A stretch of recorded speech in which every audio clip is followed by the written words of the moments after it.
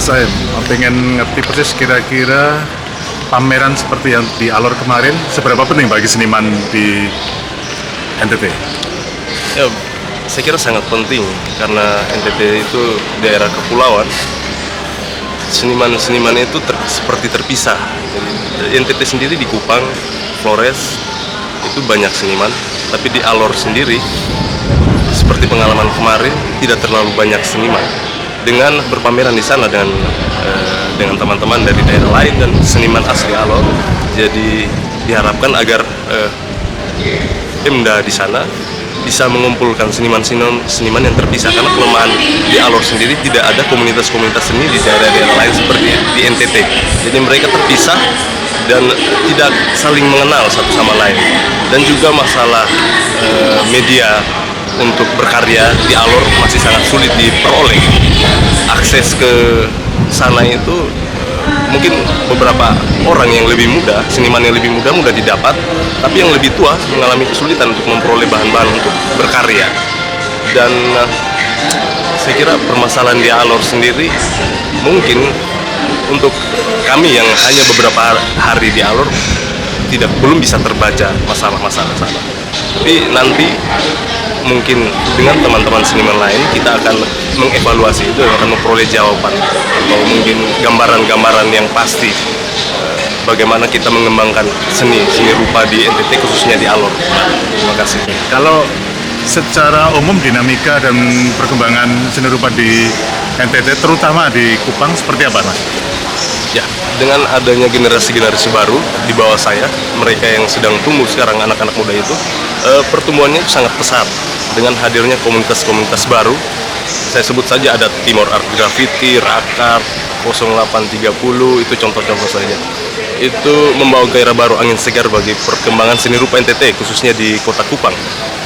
Contohnya ada event drawing, pameran drawing nasional yang diadakan di Kupang kemarin. Itu pesertanya banyak dan antusias masyarakat juga sangat memuaskan kami yang berkarya. Jadi di situ kami memberi edukasi juga untuk mereka yang baru berpameran, adik-adik itu, dan juga masyarakat kota Kupang bagaimana menikmati karya-karya itu. Mereka tumbuh itu karena apa? Karena disiplin seni, ilmunya di situ atau ada tren apa?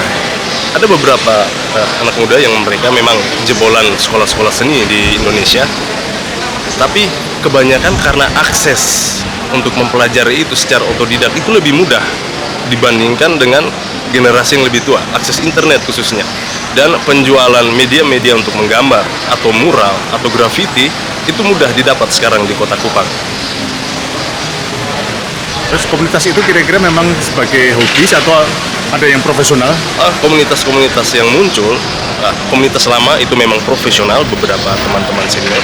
Yang baru juga teman-teman ada yang profesional, memang mereka pemural, grafiti, desainer, lalu mereka kumpul dalam satu wadah untuk berkarya bersama. Kemudian ketika ada pameran, kita mengumpulkan seniman-seniman visual itu untuk berpameran. Ada seniman tato, ada seniman yang memang hanya melukis atau menggambar potret saja untuk dijual. Ada desainer digital yang berbasis digital juga. Itu kami kumpul dalam satu wadah untuk bertukar pikiran dan memajukan seni visual di kota Kupang. Ya. Apa yang bisa diperbuat oleh Pemda dan menurut Anda bagaimana mereka memberi fasilitas ke seniman-seniman itu? Banyak hal sebenarnya yang bisa dibuat oleh Pemda. Jadi kebanyakan seniman yang baru muncul, mereka tidak melihat tujuannya bukan materi. Mereka juga belajar, mau berkarya, mau menunjukkan bahwa mereka eksis. Jadi pemerintah tidak perlu berpikir, untuk membangun seni rupa itu harus mengeluarkan banyak dana untuk membangun ini, membangun itu. Sebenarnya tidak perlu. Banyak cara, kalau kita duduk bersama dan berbicara mengenai bagaimana mengembangkan seni rupa itu pasti akan ada jalan. Tapi kalau rancangan untuk mengembangkan seni rupa itu kita jalan sendiri-sendiri, Pemda dengan rancangannya, seniman dengan rancangan, tidak pernah bertemu. Kalau hanya bertemu pada event pameran saja itu tidak akan berkembang, apalagi tanpa evaluasi. solusi lain yang Anda tawarkan? Solusi lain itu dengan diadakannya event-event pameran yang lebih sering, tidak hanya di Kota Kupang tapi juga keluar Kota Kupang. Bukan hanya pameran saja, mungkin bisa event graffiti atau mural, banyak hal. Karena mungkin pemerintahnya berpikir mengembangkan seni rupa itu hanya dengan berpameran, tapi sebenarnya tidak seperti itu. Banyak hal, artis talk, terus workshop, banyak hal. Ya, ya. NTT ada problem geografis. Apakah itu problem yang bisa diatasi sekarang? Saya rasa problem geografis di zaman ini tidak menjadi masalah karena orang berpameran bisa online, tidak harus bertemu secara fisik atau offline. Yang penting ada kemampuan mendata seniman-seniman itu di tiap-tiap daerah atau kelompok-kelompok seniman itu secara kolektif. Yang penting ada data itu, kita bisa merancang sesuatu yang lebih baik dari hari-hari sebelumnya. Dengan berpameran secara online saja sudah cukup, sudah bisa. Jadi masalah geografis itu bisa diatasi dengan cara itu sebenarnya. Oke. Ada closing statement tentang dunia seni rupa di NTT? Saya berharap bahwa teman-teman senior, rupa-rupa senior bisa memberikan contoh kepada yang junior bagaimana harus berkarya, bagaimana mereka harus memulai langkah-langkah untuk menjadi seorang seniman visual yang memang pendapatannya dari situ, keseriusannya dari situ. Dan juga untuk Pemda, pemerintah provinsi lebih memperhatikan perupa-perupa visual ini, bukan saja mereka yang bermain di panggung atau ya penari, pemusik dan lain, tapi di sini juga ada seniman visual.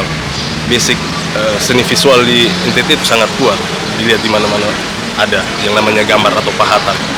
Jadi bisa merangkul kami dengan ide-ide yang lebih baru dan segar. Gitu.